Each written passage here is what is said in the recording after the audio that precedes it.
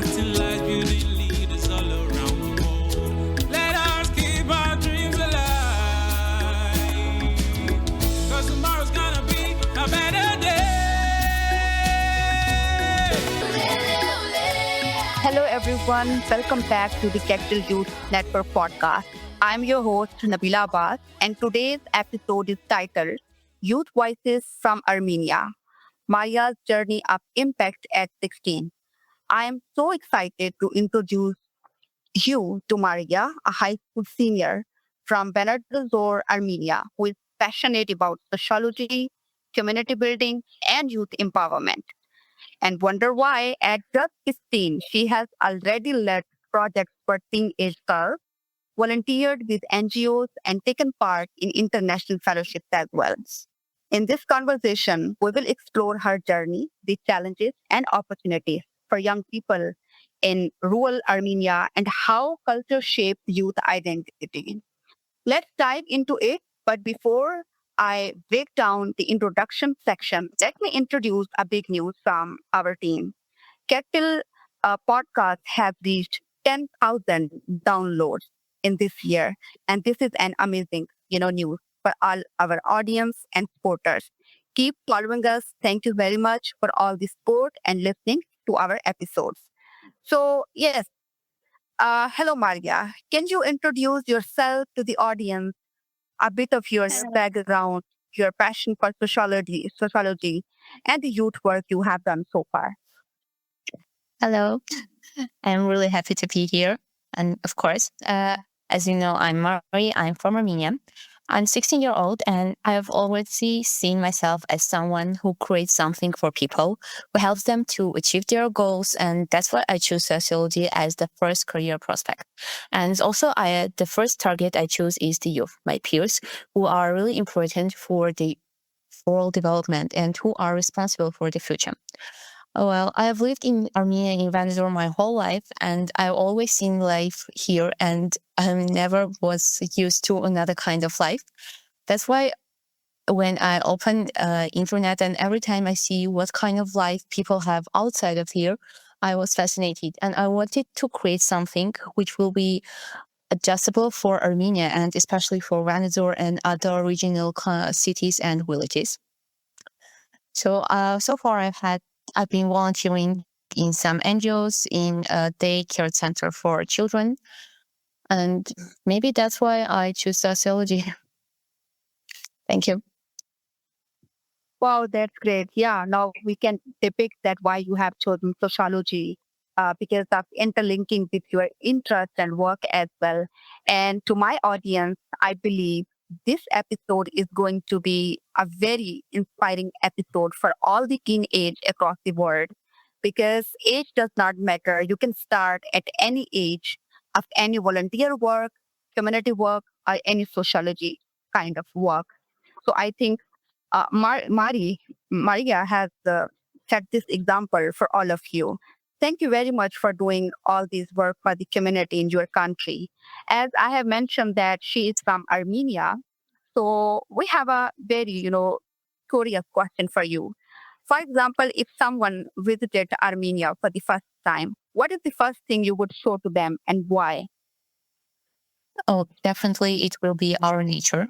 I can't say from others' perspective, but I'm absolutely in love with Armenia's nature. Like the forests, the landscapes, everything is absolutely stunning. And of course, all the religious places, the churches, as they were not built at random places, at every location of church has its specific energy, which brings peace and inner silence for the visitors. And that's the things I love mostly about Armenia, as it is a place of silence and inner understanding for everyone. So I'll definitely show such places for everyone who visits Armenia. Wow, that's great. And that's very interesting point as well. You have just mentioned, even though I have not even visited Armenia, I wish so.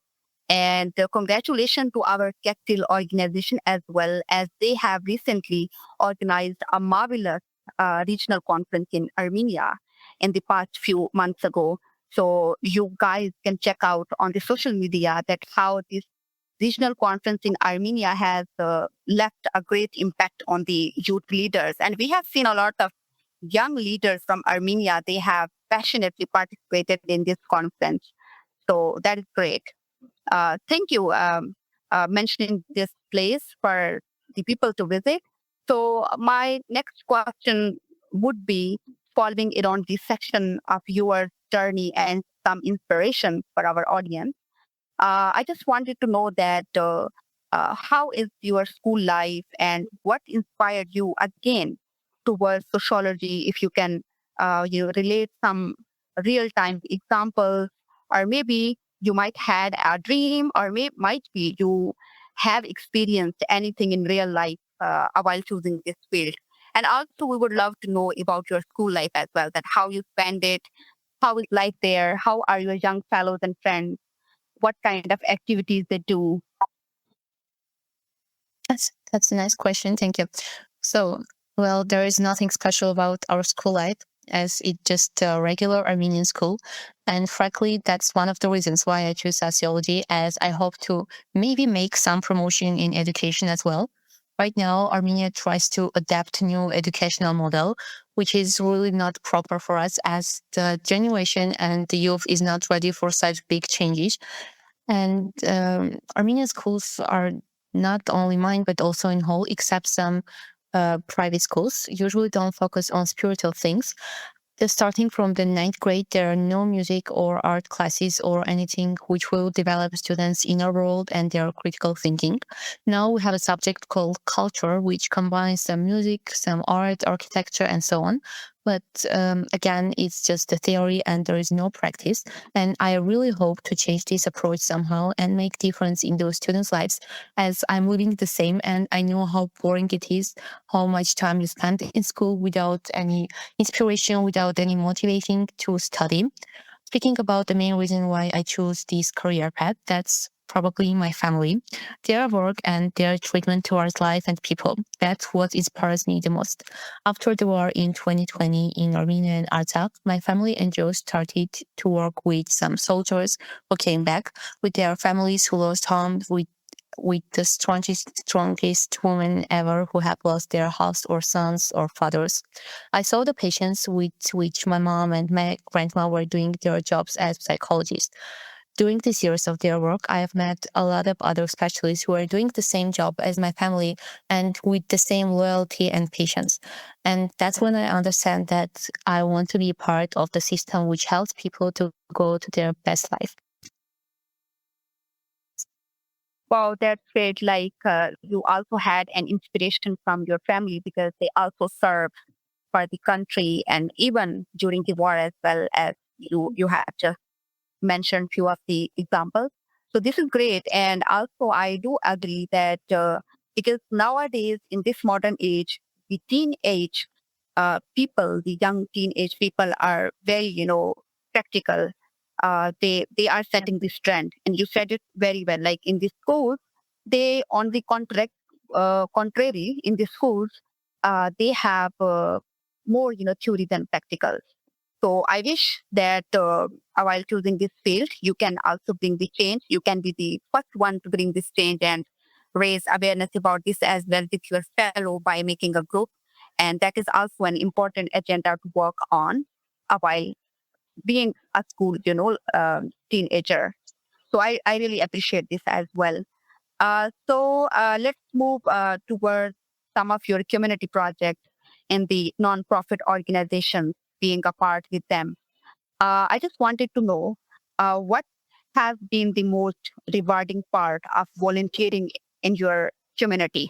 And in the next section, we will also discuss about your one of the specific project as well with our audience. Okay, thank you for your question. I would like to say that for me, the best part is seeing the happy smiles when you truly give your unconventional love and loyalty. This is what I see every time I go to the ORAN, which is the organization in Vanadzor, the daycare center for kids from impoverished families. I work with the youngest group of children, like from 2 to 6 years old. And I believe that every time I see their eyes full of joy after playing a fun game or just making a paper origami, it makes them every minute spent with them valuable.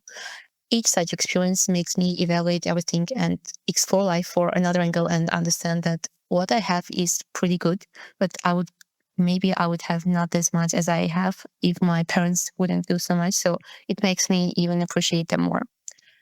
So that's all about the rewarding part. I can talk about the project. Yeah, of course. I was about to ask that one of your specific project, if I'm not wrong, you just mentioned with us that you are working about this project. Let's talk about it.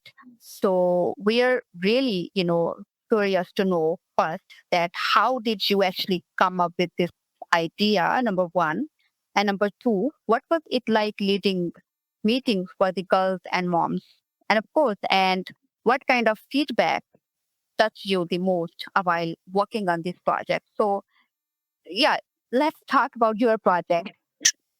Okay, so this was a project as first as I call it by girls for girls, and it was truly it.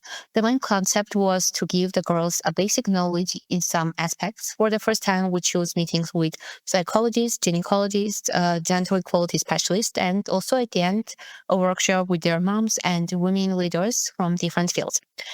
Each session was like for 4 hours, and it was quite interesting for me as well as I was learning and exploring with the girls.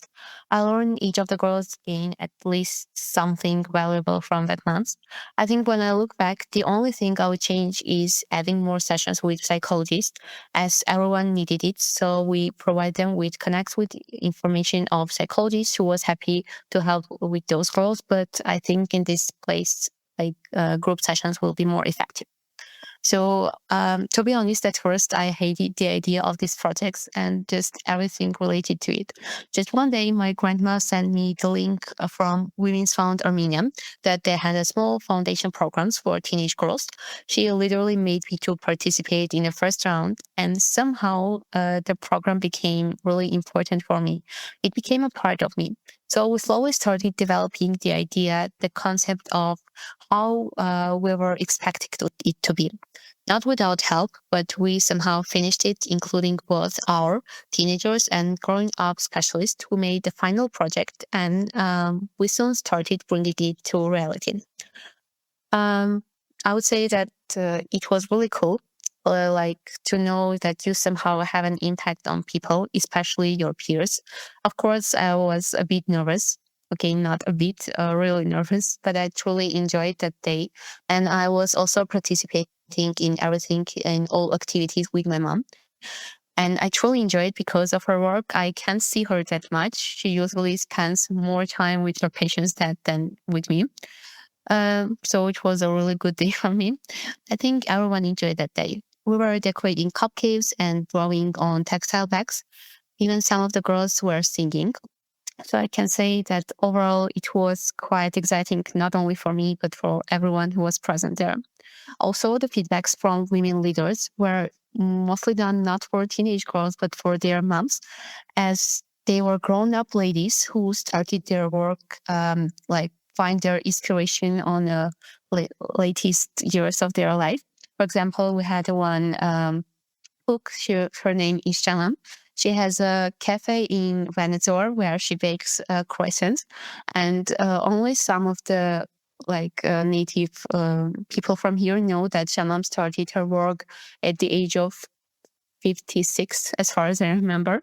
And everyone was said that you are too old for this, you can't do it, it's not your thing, forget about it.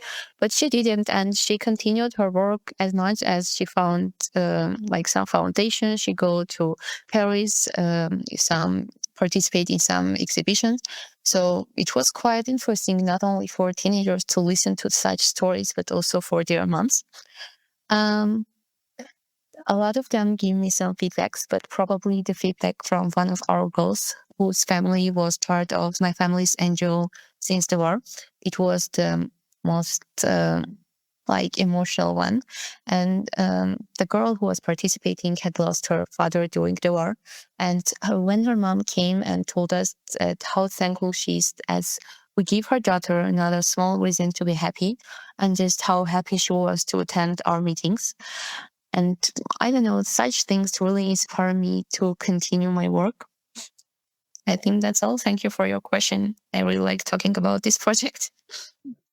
Oh, that's great. And I think that that is a big thing you are doing beyond your age, of course. And you just mentioned that in the earlier stage, you were like very hesitant and hating to do this project. I can understand because being a teenage girl, when you start doing this kind of project where communication is very much, involving, and also you have added psychology as well, which is of course a very difficult subject to deal with people. So we can totally relate that how difficult it can be to start such projects and to communicate with people of different opinions and while they are dealing with different problems in their life. But congratulations because you and your team have done it, and also because you can see now some measurable impact as well, as you have just quoted some of the examples during your feedback.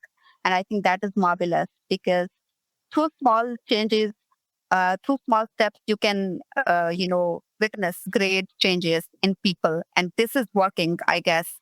So once again, congratulations on your this project. More power to you and to your. And of course, communication is a very strong and a powerful tool, and it can be an art as well sometimes to deal with people. So I just wanted to know that during your projects, you also do travel to different, parts of your country, or you stay in one specific city? We stay in Vanadzor, like we were working here. But right now I'm working on a project with the mentor from Australia. And I'm trying to find a foundation in order to make those meetings in different parts of country, in different villages, as I know they need it more than like cities do. Yeah, of course, because more partnership can help you with more projects and to connect with different people across your country. And I also just wanted to know that how you feel like how the urban life in Armenia is different from rural life. Do you find any similarities or there's a big difference? Like, for example, two opposite screen of the countries. How would you define it in simple words? I won't say that there is too much difference. Like these not the old villages as they used to be. Right now, there is only few people who like work in agriculturing, who have some animals at home. But the development is still really slow, especially if we compare it with Yerevan or Karni or Vanadzor, like the big cities. And like I know that for participating in some NGOs works or just seminars, some of these children have to go like about 4 or even up to 7 hours a day just to go to one seminar, one meeting, and just find some inspiration, develop somehow. And I really want to make this process for them like more easy, just to see how they are creating their own work, how they are creating their own future without suffering because of the role and time management. Oh, that's a huge, of course, what we have mentioned. So thank you very much for all these, wonderful answers and explaining it in a very simple way so that our audience can also relate with such examples. So let's move to our another segment, which is about youth and rural development in Armenia. We will have a very brief discussion around this as well. So I just wanted to know your perspective, especially on youth in rural Armenia, the challenges young people face, especially in the area of education, accessibilities of opportunity, and awareness. And also, there is another following up question that why youth clubs matter in your opinion. Okay, so first of all, as we know, youth is the leading power of literally every country. But in Armenia, we encounter some problems with it. As I already mentioned, there are a lot of NGOs and a lot of events going up central in Yerevan, in the capital of country. And I've already mentioned that there are a lot of children, but I personally know some brilliant people from different villages who just need small boost and they will create amazing things. It's not only about villages, as I myself am from region, and I clearly know how hard is it to participate in anything here. How hard is it to find connection, especially if like you don't have such people or in your friends, like you don't have a person who will go with you in such meetings to such lectures, and you have to do it everything by yourself. We will have some ongoing events here, but the variety is not that large as we would like it to be. Like there are some main courses, of course, like the soft skills, maybe sometimes, I mean, there were hospital help, like classes for first aid help. There were some classes for, as far as I remember, IT, but that's overall, that's all we have. Like, we don't have the variety, we don't have to choose from something. And that's why I want to broaden those chances here. I see the problem from the inside, and I'm a part of this system. So I want to have impact on it somehow. As talking about education, as I've already mentioned, Armenia is not the best place for education, and the model which government is trying to adapt is really not suitable for here. Nevertheless, our country still provides a number of excellent opportunities for young people. When I say that education is awful, I mean the school education. As right now, Armenia is on its way of development in a lot of fields. There are a lot of seminars, courses, different expos in any topic and major we would like it, but it's only on year one. So also we have a number of Erasmus Plus programs that are being held both in Armenia and in other countries with Armenian participants. Besides that, a lot of NGOs are organizing workshops, not only for adults, which was really popular like 2 years ago, but right now there are a lot of works for teenagers and children. These play a crucial role for the development of future social bonds, children's communication skills, and also their future career opportunities. Honestly, school education doesn't provide you with enough knowledge and information about specific professions or majors. So we have to do a simple blind guess. And there are even professions that are not known in Armenia, and even if they are, most of the time they are not accepted by the society. And you know what the result is? A huge number of specialists in the same field with the same standard education, and 70% of which doesn't even want to work as they understood that they have chosen a wrong major, but it was too late, so they finished their education and now they just don't know what to do. That's the real picture, and that's what we have to deal with.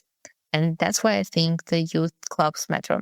My belief is that youth clubs matter because they help to provide children with some core knowledge about the world around them, about the opportunities they can easily have, and just simply allow them to understand themselves and their needs better.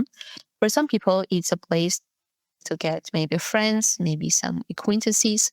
For me personally, it's a place to get knowledge about how others think, what motivates them, what is their inspiration, what they want to create. I really like to monitor and observe people and like gain inspiration from what they want to do and make it come reality in my own works. As you encounter a lot of people, such places also help you to understand different ways in which you can communicate, and also it helps to like make stronger future development skills. And that's the most importantly, this all allows your youth to have an impact on society they live in. Thank you for your questions. Wow, that's great. Thank you for such a very thoughtful and brief explanation of the whole scenario you have just mentioned. And of course, the education plays a very vital role in changing the future of teenage and other young leaders of any age, of course. And despite the teenage having all this passion to do something in the community, on the other hand, it is also very, disappointing sometimes that how their educational curriculum work in opposite direction. So I really hope so that we can also bring some change in this area as well in the field of education. Uh, Thank you very much once again. So we also heard that you have been part with Paris Collaborative Fellowship.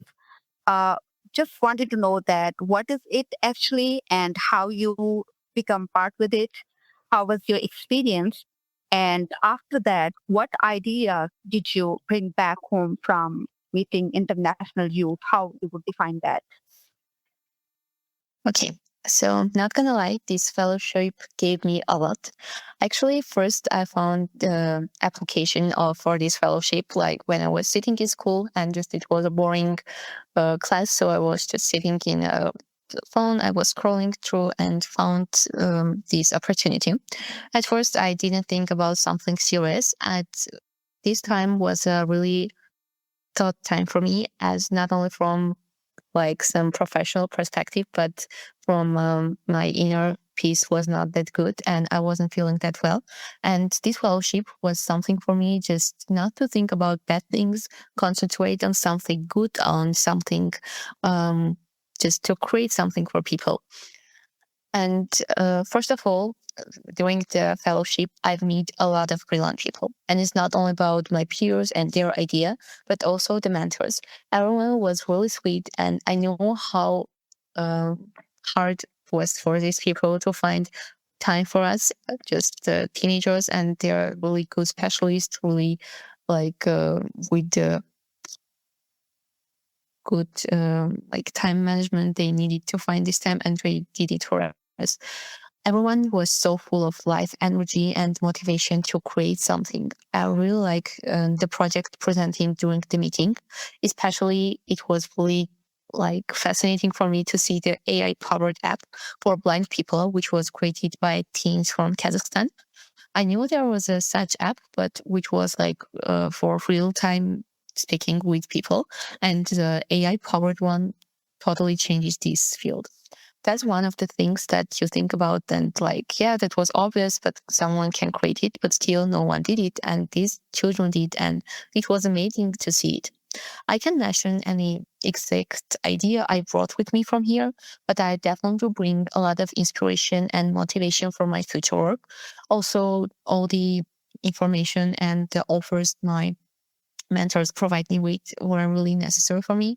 This podcast is part of it, as and also, right now, as I mentioned, I'm working with my mentor from Australia, where I'm working on the future development of the project to make it not only for girls, but also for boys, and include as many measures and fields as possible.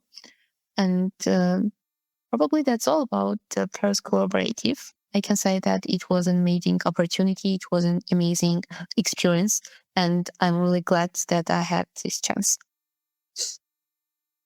Wow, that's wonderful. I think being just 16, availing this opportunity while meeting with international fellows can be a dream as well. And you achieve that. And I totally agree with you that once you meet with other different young people from different countries, you actually have, pull up different ideas and opinions. And once they meet, it becomes a greater sea, we can say. And thank you very much by bringing back so many things to your community, not just in the terms of words, but also executing in some way of practical example as well. So I really appreciate this. I think this is marvelous. Once again, congratulations being part with this fellowship. And I hope so. You should grab more opportunities because now you have some, global diversity as well. You have been meeting with international fellows as well. Of course, you would be having a lot of friends as well. So, congratulations once again. Thank So, you. let's back to your own country. I always enjoy when I speak with speakers from different countries and we ask some of the questions related to their culture. So we are moving to this section, Armenia culture and the youth identity. Let's have a brief discussion that how do you think Armenia culture shapes today's young generation, and also how traditions and modern youth aspirations can meet? Okay. So if you have asked me the same question before the war, I would say that it really, like, the culture and all the traditions has a really small impact and isn't playing a huge role. But now I would say that the memories and all the consequences that we had to meet and that had an impact not only in adults but also on children as well, like they are shaping us. Of course, the way children were raised changed a lot, a lot, a lot. For example, the typical model family or the lifestyle is really not the same, especially for Armenia. Like, it was a really traditional country. Of course, there are still some cities like Gyumri, and I know their life there is still some um, kind of difficult for a lot of people, especially for the ones who have modern point of view, like modern mindset. But all in all, we can say that traditions are playing a huge role, but they are not leading people. Of course, it's also an effect of globalization, but there are also some values that parents put in their offsprings. Like, they're trying to develop a mindset in which you are protecting your country, in which you're protecting your traditions, all the heritage that you have from your ancestors. And I think these all are footprints of culture in younger generation. Well, and about the meeting of modern traditions and modern youth aspirations, it's already happening. And I can't say that there is a specific point in which we can see it, no, but it's everywhere around us. And for example, in weddings, if some years ago people were trying to avoid the old traditions, the old cultures as much as possible, today we can see that more and more weddings are trying to keep as much traditions as possible and combining them with the modern and new ones from other cultures and other countries. And talking about the younger generation, we can see how children are interested in art, literacy, maybe even writing. This, these all may not be considered as traditions, but besides history, these all are in what Armenian traditions look like. Furthermore, children are not against it. I have already come across with some nice workshops regarding Armenian traditions, their values, and how much children want to attend it, how much they want to know about their country, its development, and just create something about it. Also, I've met a lot of clubs. For example, a club in which they're creating some vases or plates with Armenian specific um, decorations, ornaments, I would say. And children were like doing it not only for fun, they were truly enjoying the process. So I think that this meeting of traditions and modern lifestyle of young children is really going good in Armenia. Thank you for your question. Oh, wow. That's great. And I think we all should agree with this that being modern or following the modern age or any, modern processes happening in the world does not mean that we should shut up our culture, our heritage. It means that we should adopt, like we should have the sense of adaptation of different, trends and different current Definitely. modern, yeah, happening in the world. So yeah, wow, this is like really great that people in Armenia are preserving their heritage, they're respecting their culture, and also they are meeting the new traditions as well with open arms and with, warm heart. So I think this should be a good example that how civilized people should live in this world. Thank you very much for having a very, thoughtful remarks and setting a difference between traditions and modern ages as well in this question.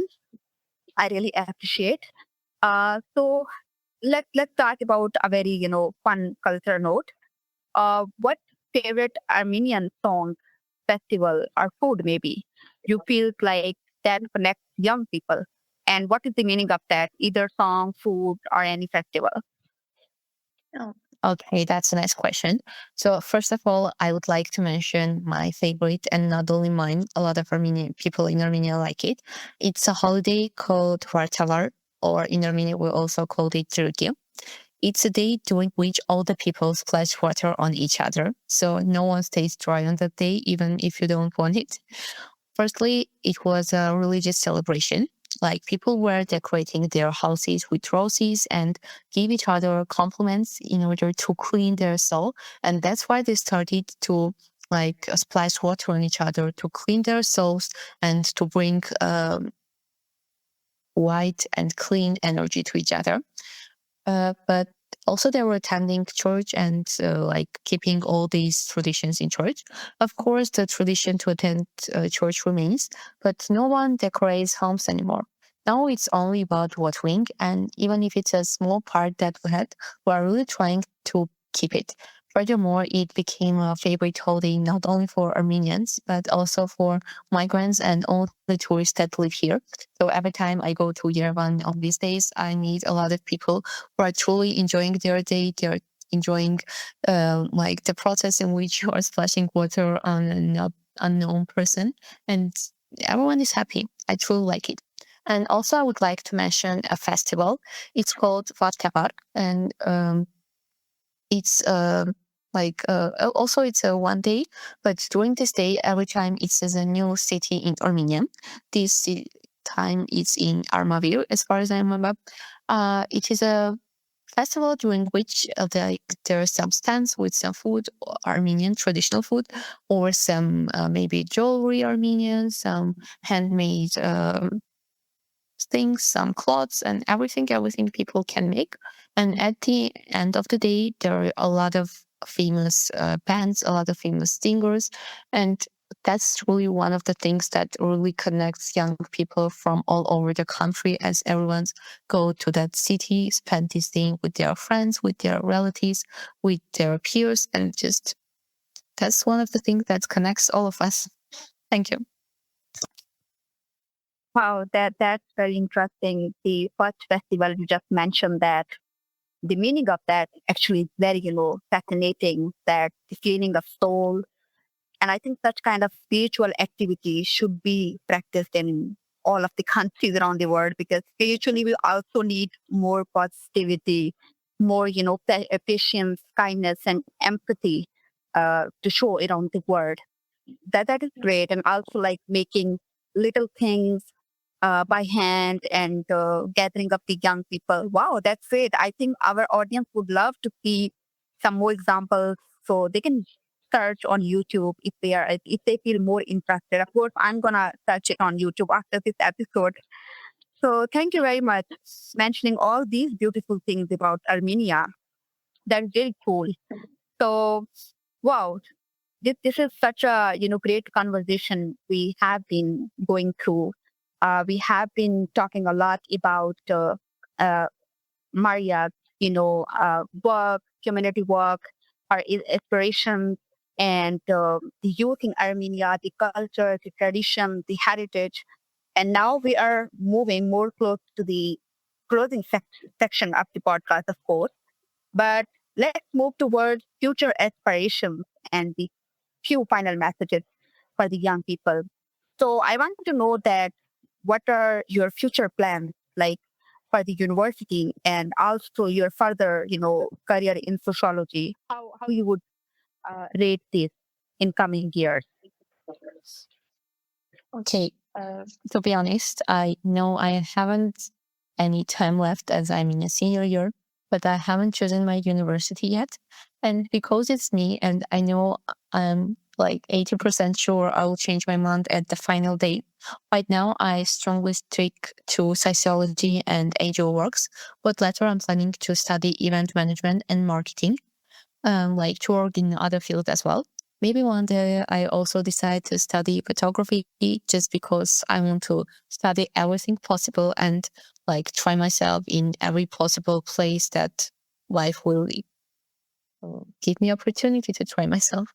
I just love the idea that I don't have to stick to one place for my whole life. And I don't have to try everything in 1 minute. I have my whole life for it. That's why I'm not considering sociology as just one major part of my life. I think I'll do it about maybe 10 years, and then I'll change my mind, maybe go to business, maybe go to marketing. I just know that it's not something I'll be ready to do my whole life, as creating something for people, inspiring them, and giving your energy to boost their own one is really overwhelming sometimes. Yeah, that is great that you have such a flexibility in your behavior and nature that you don't want to stick to one thing. But of course, you want to try your best in the field of sociology. But if not, then you can move to another, field and some other activities as well. So we wish you very best of luck for your future endeavors, and especially when you will start your university. Of course, you will have an other era of dreams, aims, and goals. So more power to you. And we also wish that you should continue your community project at university level as well, because of course you will find some more opportunities and some other peers to do new things. So yeah, wish you good luck for that. So um, any final message you want to give to both the Armenian youth as well as to the other youth across the globe? What it can be? Just stay motivated and go towards your dreams, even if sometimes your resources and your energy are not enough. Be sure that someday everything will pay off. Like there's no other choice. Wow, that's very motivating. Of course, one should not give up because we never know that some young people in the rest of the world might be facing a lot of difficulties, a lot of constraints while achieving their goals and dreams, but they should not give up. Thank you for that motivation. So, a kind of personal question that I know that you have done a lot of things at such a young age. You have been into community work, you have been volunteering for certain things, you also have brought psychology in this field as well and communicating with people. But what is one thing you are proud of achieving at just 16? What is that specific thing? Honestly, I would say that it's my inner peace, as I know what I want to do. I want what I need from my life right now and where I'm planning to go. It may be not that like deep thing I'm proud of, but I know there are a lot of people who can't achieve it even when they're 20, when they're 30, and so on. And I'm really proud to know what I want to do in this life. I know what I can bring to it and how can I motivate people around me. Also, I would say that I'm really proud to help my family in the NGO works. And I know that even at this young age, I have an impact on society and somehow try to make it better. Thank you for your question. Yeah, that's great. Wish you good luck for that as well. Because I can see you have a lot of passion and motivation to do a lot more things as well. Uh, so, yeah, that's great. That's really inspiring. So, wow, to our audience, I hope you have been enjoying this conversation and you would, of course, learn more about Armenia. You can search on YouTube. Maybe you can connect with our speaker later, or also maybe you can search on our social media about recent Armenia conference as well. So that you can learn more about Armenia and the youth of Armenia. Here we are wrapping up, and we are going to have a closing section, which would be like 2 to 3 minutes, quick fire round, very, fun questions for you. So my Okay. first question is, book or movie you would like to recommend to teens? Oh, definitely the book Games People Play, as it really helped me during like this summer, as it really helped me to understand all my interactions with people, like the way I communicate with them and why I do it. And I would personally recommend to read it to everyone. It doesn't depend on the age, as like understanding such things, how you interact with others, how you connect with them, and why you do it was really important in any age or. Wow, that is a great recommendation. Though I have not also read this book, I'm gonna sure, and I will also recommend my audience as well. Thank you very much for this recommendation. And the meaning of This is very beautiful. So, your dream travel destination and why? Well, it's totally, I'm definitely sure like it's Italy. I don't know why really, but all my life, my soul was kind of calling me to go there. And I'm actually planning to stay there like for 5 years at least. Just, I don't know why. I've always wanted to be here to understand their lifestyle, maybe some their values. I also like their slow path of their life. Like they're not rushing to anywhere. They're just living their best life and enjoying themselves. And I want to have such experience as well. Wow, that's great. It seems like you are a travel holic as well. So, Yeah. uh, yeah, I wish you good luck that you may visit it soon. So, thank you very much for that answer. So, a word that best describes your teenage years. Uh, I would say experiments, definitely. I've been experimenting my whole teenage life, like starting from 30 or 40 years, like all these 2 3 years. I've been experimenting, trying me in different fields, connecting with different type of people just to find myself and understand what I want. And truly, I'm really happy that I've been doing this to be here right now and to understand what I have and what I want to have later. Oh, that is a great term, experimenting. And of course, the teenage is also an age of your life where you it does have a lot of experiences. So, wow, thank you very much. I really like it. Thank you so much, Mary, for sharing your inspiring journey and giving us a glimpse into the life, dreams, and resilience of Armenian youth. It is amazing to see how, at just 16, you are already creating spaces for dialogue, empowering young girls, and shaping the future with your vision for sociology and community work. Thank you very much for being part of this episode. To our listeners, I hope Mary's story reminds you that no matter where we are, how young we may be, each of us has the power to make an impact. This has been the Kectil Youth Network Podcast, and I'm your host, Nabila Abbas. Until next time, keep listening, keep learning, and keep leading with purpose. Goodbye for now from my side, signing off.